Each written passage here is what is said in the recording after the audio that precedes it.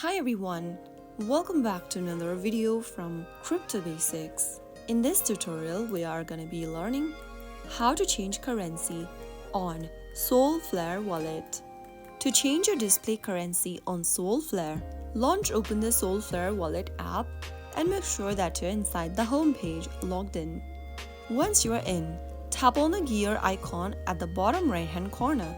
From the menu, tap on General. Choose the currency option from the menu and then select the currency you'd like your balance to be displayed in. The app should automatically update your balance display based on your selected currency. Now you will be able to view your assets in terms of your preferred currency. This setting only affects the display. It does not affect the underlying assets in your wallet. That is how you easily change currency on Solflare. I hope the tutorial was helpful to you.